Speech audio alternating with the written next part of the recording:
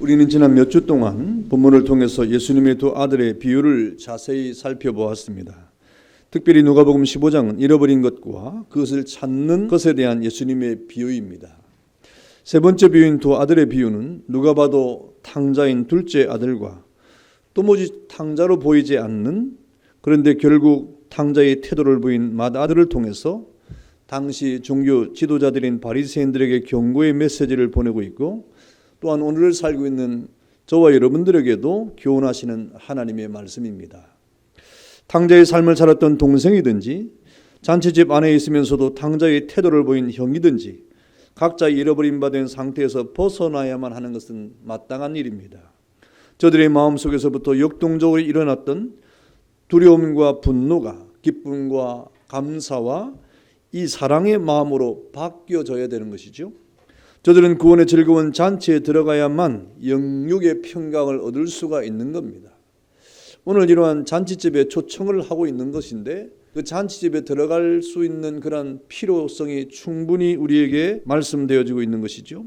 그러면 이 구원의 즐거운 잔치에 들어가는 데 필요한 것이 무엇입니까? 오늘 성경의 내용들을 읽어보니까 하나님의 주도적인 사랑이 우리에게 절대적으로 필요함을 말씀을 하고 있습니다. 본문 20절에 보니까 아직도 거리가 먼데 아버지가 그를 보고 측은히 여겨 달려가 목을 안고 입을 맞췄다. 둘째 아들에 대한 아버지의 사랑의 태도입니다.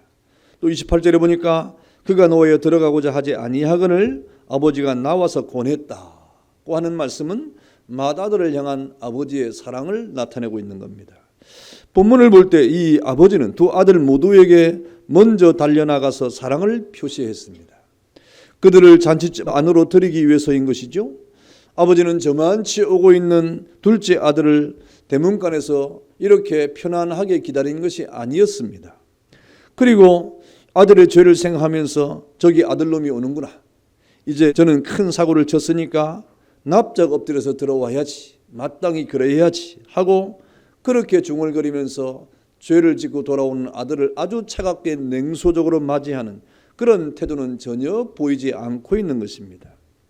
아버지는 이와는 정반대로 달려나가서 아들을 안고 그에게 입을 맞추지 않습니까? 이렇게 아들은 두려운 가운데 돌아오면서 자신의 잘못을 고백하려는 마음을 먹고 있었지만 아버지는 이 아들에게 잘못을 자백할 기회조차도 주고 있지 않는 것을 보게 됩니다.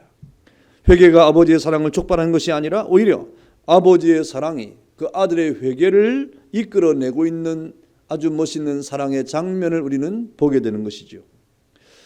또한 아버지는 분노와 원망을 품고 있던 맏아들에게도 먼저 나가서 잔치에 들어오라고 다독이고 있지 않습니까?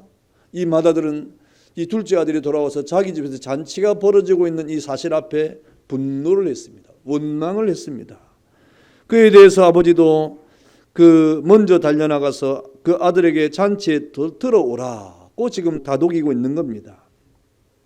여러분, 이 장면은 당시에 가장 종교적이면서도 도덕적인 사람들도 똑같이 잃어버린 상태이기 때문에 저들에게도 하나님의 사랑이 필요하다고 하는 것을 우리에게 말씀해 주고 있는 것입니다. 지금 이러한 비유를 듣고 있는 사람이 누구입니까? 여러분, 오늘 1절과 2절과 3절에 보면 이 비유를 듣고 있는 사람들이 바로 바리새인들과 서기관들입니다. 저들은 결국 예수를 로마 당국에 넘겨서 처형당하게 할 사람들 아닙니까? 예수님은 이미 알고 있는 것이죠. 지금 이 비유를 듣고 있는 이 바리새인과 서기관들이 장차 예수님을 저 로마에 넘겨서 십자가에 처형당하게 할 장본인인 것을 잘 알고 있었습니다. 그런데도 오늘 이 비유 속에 형이 받는 것은 매서운 정죄가 아니고 독선적인 분노가 아니지 않습니까? 도리어 오늘 예수님은 그 형과 같은 바리새인들에게 뭐라고 말합니까? 사랑의 당부를 하고 있다. 잔치집에 들어와라고 말씀하고 있는 겁니다. 예수님은 자신을 죽일 적들을 사랑으로 지금 타이르고 있는 것입니다. 여러분, 이렇게 예수님은 바리새인을 대하실 때 바리새인과 같지 않으셨습니다. 자칭 의인 앞에서 자신의 의를 내세우지도 않았습니다. 여러분, 이러한 예수님의 태도를 우리는 배워야 되지 않겠습니까? 예수님께서 이렇게 말씀을 통하여 자신을 드러낸 이러한 태도를 우리는 마땅히 본받아야 되는 것입니다. 그분은 방탕하게 살아가는 자유분방한 사람들만 사랑하는 것이 아니라 완고하고 또 독보적인 종교적 외식을 하는 사람들도 마땅히 사랑하시는 그런 아버지로 오늘 등장을 하고 있는 겁니다. 다시 말하면 이 땅의 모든 사람들은 아버지의 사랑이 절대적으로 필요한 사람이라 이 말입니다. 예수 안 믿는 사람만 아버지의 사랑이 필요한 것이 아니라 지금 예수를 믿는다고 자부하고 있는 저와 여러분들도 마땅히 하나님의 사랑이 절대적으로 필요한 존재임을 깨닫기를 축원합니다. 이 땅을 사랑하는 모든 사람들은 이와 같이 하나님의 주도적인 사랑이 필요합니다. 하나님이 먼저 우리를 찾지 않으시는 한 우리는 결코 그분을 만날 수가 없지 않습니까? 그래서 요한일서 4장 10절은 사랑은 여기 있으니 우리가 하나님을 사랑한 것이 아니요 하나님이 우리를 사랑했다고 말씀을 하는 것입니다. 그렇지만 하나님이 우리를 찾는 방법은 다양합니다. 사람이 이렇게 다양한 것처럼 하나님이 우리를 찾는 그 방법과 내용도 다양한 것을 우리는 보게 됩니다. 동생의 경우처럼 하나님은 극단적인 방법으로 우리를 안으실 때도 있어요. 그야말로 그 남루한 죄의 옷을 입고 이 땅을 살아갔던 그 죄인들을 하나님이 그저 전폭적으로 안아주셔서 그를 하나님의 잔치집으로 들어오는 그런 방법도 취하시는 분이 하나님이신 것입니다. 그러면 그분의 사랑을 피부적으로 아주 생생하게 느끼는 것 아니겠습니까? 그래서 돌연적인 그런 변화를 통하여 하나님을 믿고 예수님을 믿는 그런 일들이 이 세상에서 얼마나 많이 일어납니까? 어떤 계기를 맞이해서 갑자기 예수를 믿는 이러한 일들이 우리에게 생겨나는 것입니다. 그런가 하면 우리는 계속 하나님으로부터 등을 돌리고 하나님의 은혜의 자리를 벗어나려고 하는 그러한 형의 경우처럼 오늘 하나님은 차분하게 끈기 있게 우리를 설득하실 때도 있는 겁니다. 지금 그분이 당신을 설득하는지 어떻게 알 수 있는 것입니까? 하나님이 지금 우리에게 계속해서 사랑을 권하고 있고 그리스도의 거룩한 은혜 안으로 들어오라고 설득하고 있는 그 내용을 우리는 어떻게 알 수 있는 것입니까? 우리의 마음속에 우리가 걸어가야 될 믿음의 길을 잃은 상태가 정말 느껴지거나 또는 거기서 벗어나고 싶은 마음이 든다고 하면 내가 지금 하나님의 은혜의 자리에 점점점 멀어지고 있구나 하는 마음이 들거나 내가 빨리 하나님 앞에 돌아가야 된다고 하는 그런 마음이 든다고 하면 여러분 그 마음은 우리 저절로 먹은 마음이 절대로 아닙니다. 하나님께서 우리에게 그런 마음을 주시는 것이죠. 여러분 그런 마음이 든다면 지금 주님을 부르고 설득하고 있는 하나님의 그 사랑이 여러분을 향하여 지금 찾아오고 있는 것이고 그 사랑을 통하여 여러분을 지금 설득하고 있는 것이고 지금 그 사랑을 통하여 하나님의 은혜의 잔치집으로 돌아오라고 지금 말씀하고 있는 것입니다. 이런 사실이 바로 하나님이 여러분 곁에 있고 계시다고 하는 확실한 증표가 되는 거예요. 눈에 보이지 않는 그 하나님이 이러한 우리 여러분의 마음을 향하여 지금 녹화하고 있고 그 사랑을 권면하고 있음을 깨달을 때 그런 사랑을 느껴질 때 바로 우리는 하나님의 품으로 돌아와야 될 시간이 되었음을 하나님께서 말씀하고 있는 것입니다. 이렇게 이 땅에 살아가는 모든 사람들은 하나님의 절대적인 사랑이 꼭 필요한 존재인데 여러분들이 이 땅을 살아갈 동안에 이러한 하나님의 사랑을 통해서 주님의 거룩한 품으로 또 주님의 거룩한 은혜의 잔치의 장소로 나아가고 그 은혜 가운데 거하는 가운데 그 영혼의 평강을 얻는 복이 있기를 주의 이름으로 축원합니다. 그런 은혜가 우리에게 필요한 것이죠. 여러분 구원의 잔치에 우리가 들어가려고 하면 필요한 것이 또 무엇입니까? 우리의 회개가 필요한데 여러분 우리의 회개라고 하는 것은 죄를 뉘우치는 정도가 아니라 그보다 더 깊은 자리로 나아가는 회개가 있어야 됩니다. 여러분 집에 들어올 때 둘째 아들은 자신이 저지른 잘못을 하나하나 열거하면서 참회하려고 하는 표현들이 나오고 있지 않습니까? 여러분 18절과 15절에 보니까 내가 일어나 아버지께 가서 이르기를 아버지 내가 하늘과 아버지께 죄를 지었사오니 지금부터는 아버지의 아들이라 일컬음을 감당하지 못하겠나이다. 나를 품꾼의 하나로 보소서 하리라 하고 마음을 먹었습니다. 내가 아버지 앞에 가서 내 지난 잘못들을 이 과오를 돌이키고 뉘우치고 회개를 해야 되겠다 하는 그런 마음을 지금 품었다는 말이죠. 여러분 이것이 우리가 흔히 생각하는 회개입니다. 우리가 하나님 앞에 잘못한 거, 우리가 하나님 앞에 죄를 지은 거 이것을 돌이켜 뉘우치고 회개하는 것 이것이 보편적으로 우리가 생각하는 회개 아닙니까?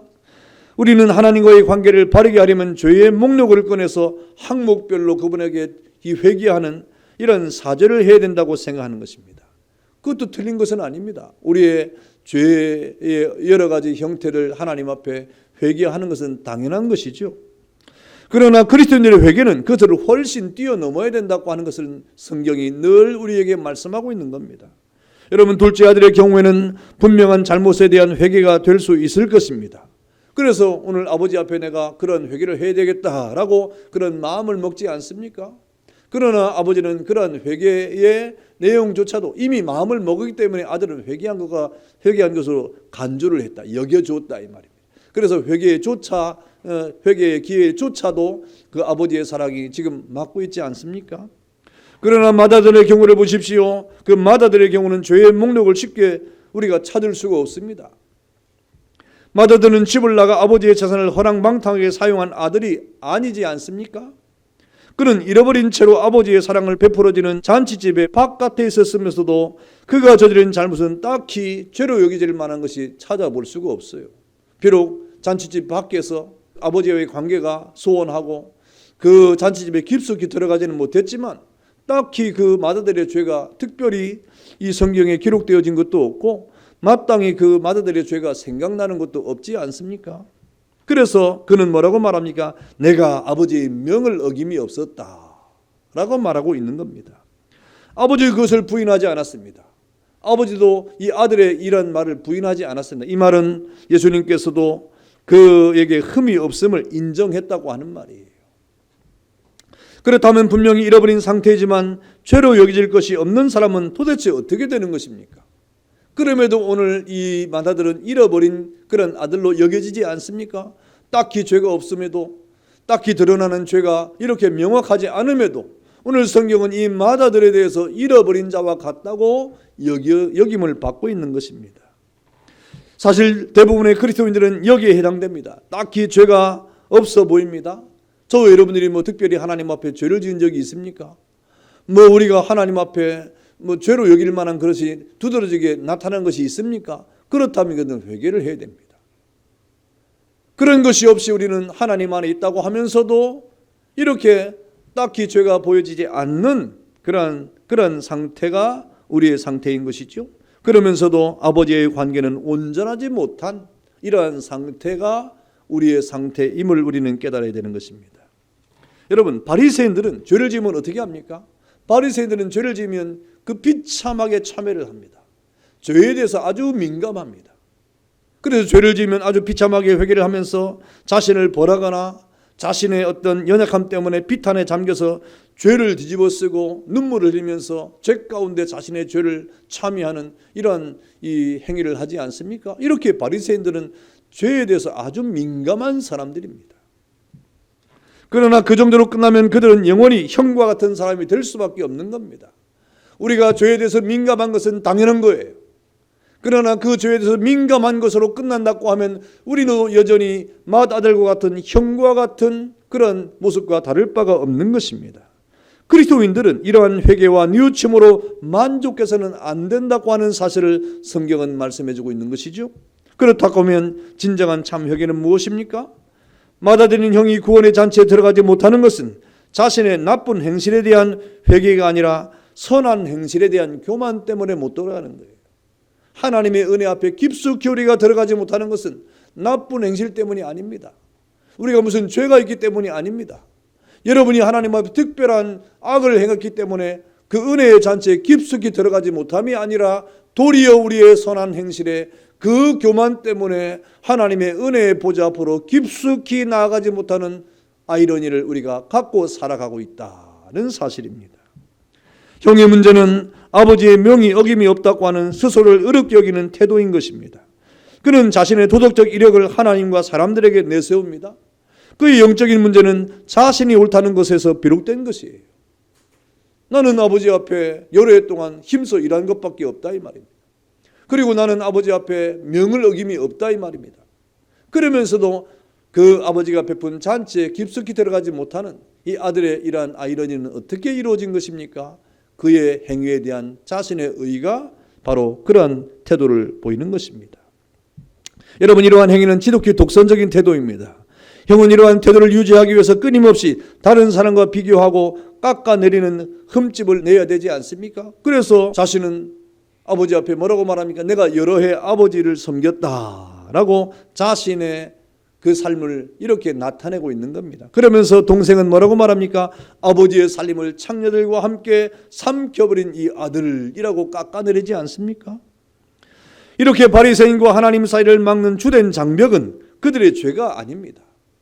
도리어 아이러니하게도 그들이 받은 이 선한 행위가 그 아버지의 관계를 더욱더 악하게 만들고 있다는 사실이 성경이 우리에게 말씀하고 있는 거예요. 그렇다면 이를 어떻게 해야 되는 것입니까? 물론 하나님을 만나서 자신이 잘못한 일을 회개해야 됩니다. 하지만 거기서 그치면 안 된다는 사실을 성경은 말씀하고 있는 겁니다. 참된 그리스도인이 되려면 자신이 잘한 일들의 동기까지 회개해야 되는 거예요. 뭐 잘못한 일에 대해서는 당연히 회개를 해야 되고, 참된 그리스도인의 회개는 무엇입니까? 여러분, 우리가 하나님 앞에서 내가 잘한 것에 대해서 그것을 잘한 것을 내가 자랑거리로 삼는다든지, 아니면 우리의 충성이나 우리의 헌신이 자신의 이름을 내기 위함이거나 공로를 자랑하기 위함이라고 하면, 그것이 조금이라도 있다고 하면 그것마저도 하나님 앞에 그 잘못에 대해서 회개하라고 하는, 의의 찌꺼기까지도 회개하라고 하는 것이 바로 오늘 성경이 우리에게 말씀하고 있는 것, 이것이 참된 그리스도인의 모습이라고 말씀을 하고 있는 것입니다. 여러분, 바리새인들과 그리스도인의 차이점이 무엇입니까? 죄를 짓고 죄를 안 짓는 것이 아니에요. 바리새인들도 죄를 짓지 않았습니다. 그것이 떳떳하다고 자랑하는 사람들 아닙니까? 중대한 것은 하나님 앞에 잘한 것에 대해서 자기의 공명심이나 자기의 의를 드러내는 것이 참된 그리스도인과 바리새인들을 결정짓는 아주 중요한 요소가 되고 있음을 말씀을 하고 있는 겁니다. 여러분, 욥을 보십시오. 욥기는 욥이 고난을 잘 참아서 복을 받았다는 그런 줄거리가 결코 아닙니다.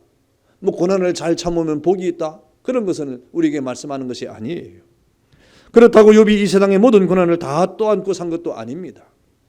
여러분, 고난당하는 욥에게 그의 친구들이 고난당하는 이유가 무엇인지를 계속 묻고 있습니다. 하나님이 그런 고난을 이렇게 주신 이유는 반드시 있을 것이다, 네가 하나님 앞에 잘못한 것이 있지 않겠느냐 하고 계속해서 그 친구들이 찾아와서 욥에게 질문을 던지고 있지 않습니까? 그런데 욥은 나는 하나님 앞에 잘못한 것이 없다 이 말입니다. 내가 이런 환난을 당할 만한 이유를 찾지 못하겠노라고 말하고 있지 않습니까? 하나님은 이러한 욥기를 통하여 우리에게 하시는 말씀은 고난의 이유를 묻지 말고 고난 속에서도 하나님을 의지해야 될 이유를 찾으라고 말씀하는 거예요. 내가 왜 고난을 당하는가? 고난당하는 이유를 찾으라고 성경은 우리에게 말하지 않고 있습니다. 여러분, 이 땅에 고난당하는 사람이 있습니까? 환난에 처한 사람이 있습니까? 괴로움에 처한 사람이 있습니까? 내가 왜 괴로움을 당하는가? 내가 이런 때 왜 환난을 당하나? 내가 이런 때 왜 고통을 당하는가를 이유를 묻는 것을 성경이 원하고 있지 않는다는 사실입니다. 도리어 성경은 우리가 이러한 고난을 당하는 속에서도 하나님을 찾아야 됨을 말씀하고 있는 거예요. 환난의 순간에도 우리가 찾아야 될 분은 하나님인 것을 말씀을 하고 있는 거예요. 그러한 고통 속에서도 하나님을 의지해야 될 이유를 찾으라고 말씀하고 있는 것입니다. 사람이 억울한 일을 당하고 괴로운 일을 당해도 끝까지 살아야 될 이유를 찾으라고 하는 것이죠. 그러나 많은 사람들은 어떤 고난과 괴로움을 당할 때, 또 억울한 일을 만날 때 그 억울함에 대한 이유를 찾으려고 합니다. 그래서 그 이유를 찾지 못함으로 실망하고 낙심하지 않습니까? 그러나 성경은 고난당하는 이유가 아니라 그런 고난 속에서도 살아야 될 이유를 찾으라 이 말입니다. 그런 고난 속에서도 하나님을 의지해야 될 그 이유를 찾으라고 말씀을 하고 있는 것입니다. 바로 그 이유가 무엇입니까? 하나님 때문이라. 우리가 왜 살아갈 이유가 되는 것입니까? 하나님 때문에 살아갈 이유가 있다 이 말입니다. 여러분, 고난 넘어 존재하시는 하나님을 찾으라고 하는 것이 욥기의 주된 줄거리인 것입니다. 여러분, 그 하나님을 찾을 때 비로소 연약한 인생을 발견하고 겸손해지고 진정한 회개가 터져나오고 마는 것입니다. 회개할 것이 없는 것 같은데, 욥이 아무리 고난을 당하면서 자신이 회개할 것이 없는 것 같은데 고난을 통과한 이후에 욥이 얼마나 많은 회개를 하나님 앞에 합니까? 여러분, 욥이 그런 회개를 하는 것은 죄가 있기 때문에 회개를 한 것이 아니에요. 하나님 앞에 더 가까이 가니까, 고난을 통하여 정금 같은 믿음으로 하나님 앞에 더 가까이 가니까 자신의 연약과 더불어서 자신 안에 있는 그 인생의 연약이 자신을 회개하도록 만들어버린 것입니다. 여러분, 욥은 고난 당하기 전에 죄 짓는 일을 죽기보다 싫어했던 사람입니다.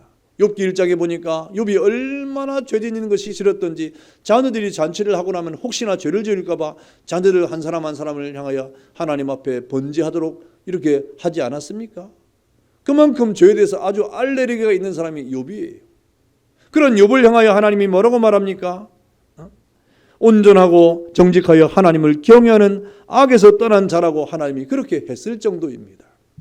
이런 욥이 고난을 당하자 친구들 앞에서 나는 하나님 앞에 고난당할 일이 없다 이 말입니다. 그렇게 항변을 했어요.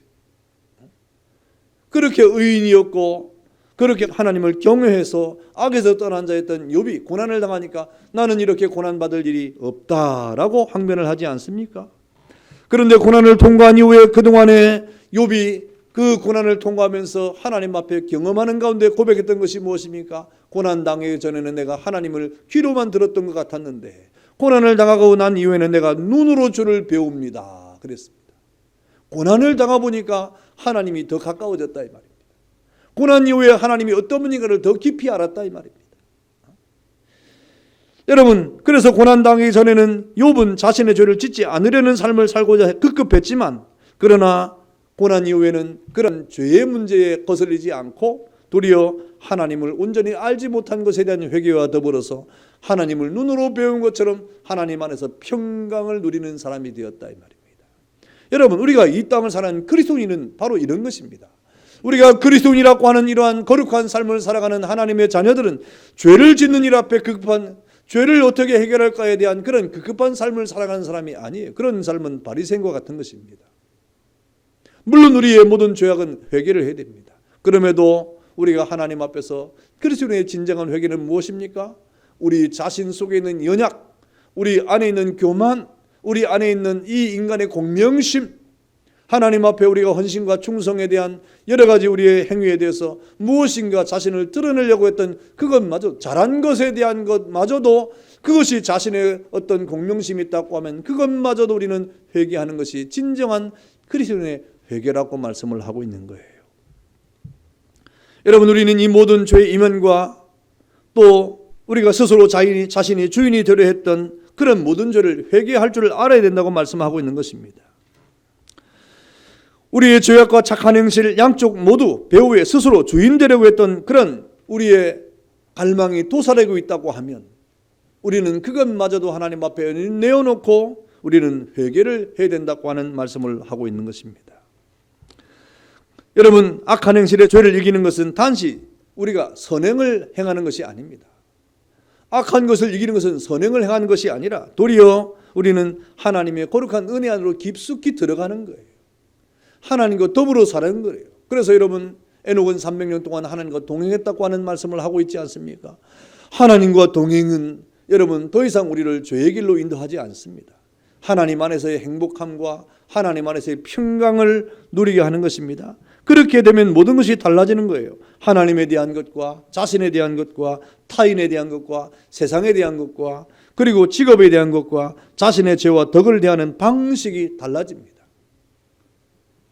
우리가 하나님 안에 거하지 아니하면 단순히 바리새인들처럼 죄에 대한 것을 붙잡고 죄를 회개하는 것으로 끝난다고 하면 늘 우리는 큰 판단력이 앞서지만 그러나 하나님 안에 깊숙이 들어가면 주님의 구원의 은혜의 잔치에 깊숙이 들어가면 그런 것은 눈에 보이지 않는다 이 말입니다. 여러분, 오늘 맏아들인 형이 그 동생을 향하여 아버지의 손을 창녀와 함께 탕진해버린 아들로 이렇게 보여지는 것은 아직 깊숙이 아버지의 품에 들어가지 않았음을 증명하고 있는 것입니다. 만약에 이 맏아들인 형이 아버지의 구원의 은혜의 잔치에 깊숙이 들어가서 기쁨과 감사와 즐거움과 사랑 안에서 이 땅을 살았다고 하면 돌아오는 그 동생을 아버지만큼 안아주었을 것이고 아버지만큼 환영했을 것이고 아버지만큼 용서했을 것입니다. 그런데 그러지 못하지 않습니까? 그 이유는 그는 진정한 구원의 기쁨을 누리지 못하고 있음을 증명하고 있는 것입니다. 여러분, 그러나 우리가 이런 회개의 깊은 자리로 나아가는 것으로 다는 아닙니다. 지금까지 보았듯이 우리에게 필요한 것은 아버지의 주도적인 사랑이고 복음에 대한 합당한 더 깊은 회개 아닙니까? 그러나 구원의 즐거운 잔치에 들어가려면 우리에게 필요한 한 가지가 더 있음을 우리는 깨달아야 됩니다. 그것이 무엇입니까? 진정한 형인 예수 그리스도가 우리에게 필요한 거예요. 여러분, 누가복음 15장 1절과 3절에 나와 있듯이 바리새인들은 예수님이 죄인들과 교제한다고 하는 이것을 트집 잡고 있습니다. 왜 죄인들과 함께 먹고 마시느냐 이 말입니다.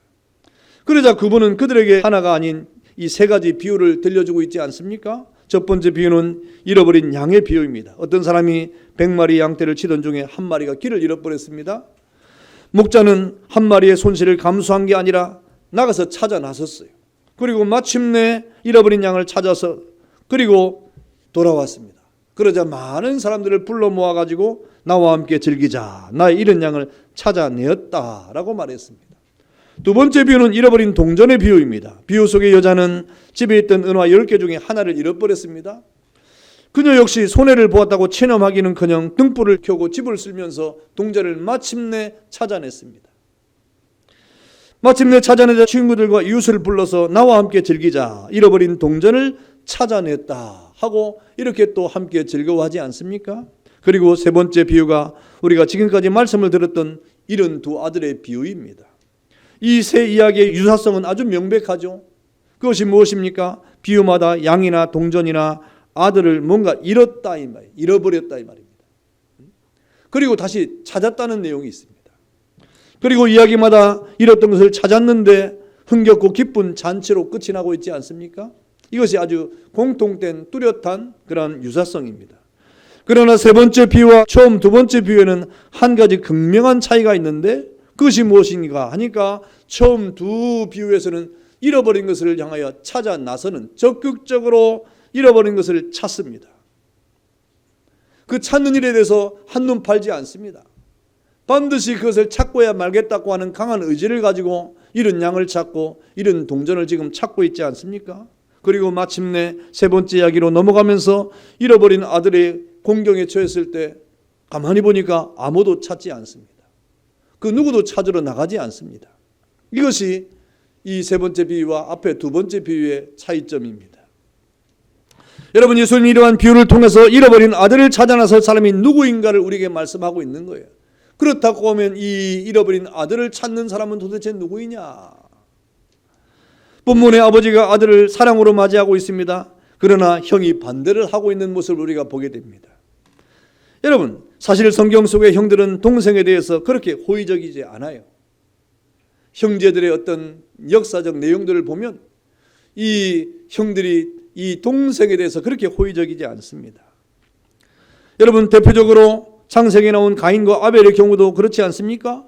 형인 가인이 동생인 아벨을 죽인 살인자로 등장을 합니다. 하나님께서 분노에 찬 교만한 형에게 동생의 안부를 물을 때 그 가인이 뭐라고 말합니까? 내가 동생을 지키는 자입니까? 라고 이렇게 대답을 합니다. 하나님은 형인 가인에게 동생을 지키는 자가 형이라고 말씀하고 있는 거예요. 형은 동생을 지켜야 된다 이 말입니다.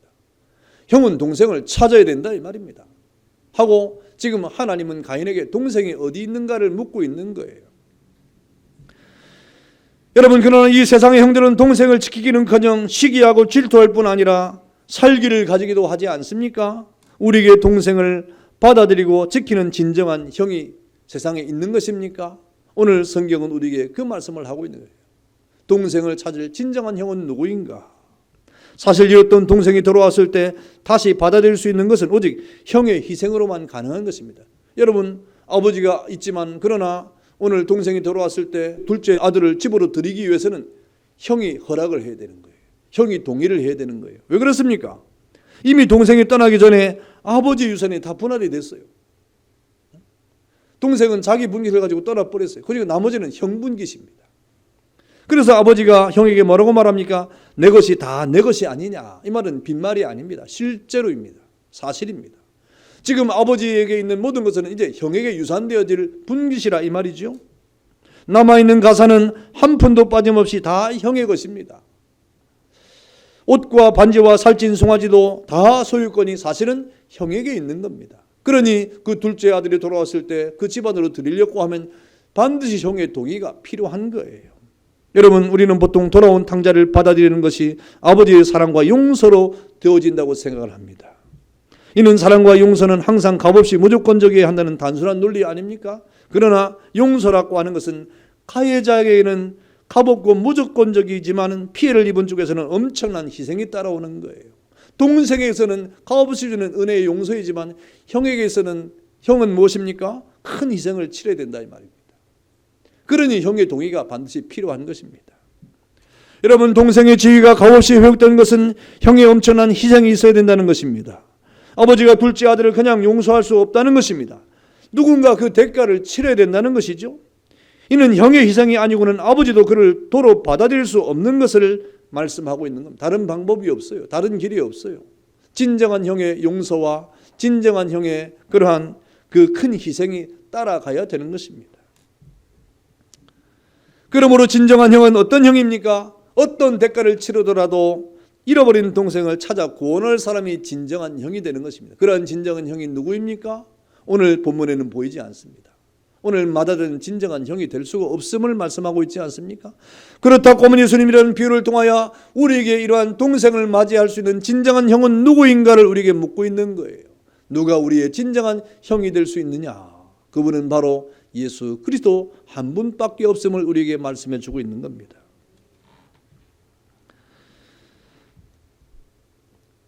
오늘 그러한 진정한 형은 본문에 등장시키지 않습니다. 도리어 동생을 용서하지 못하는 바리새인 같은 형을 등장시키면서 진정한 형을 생각나게 하는 것이죠.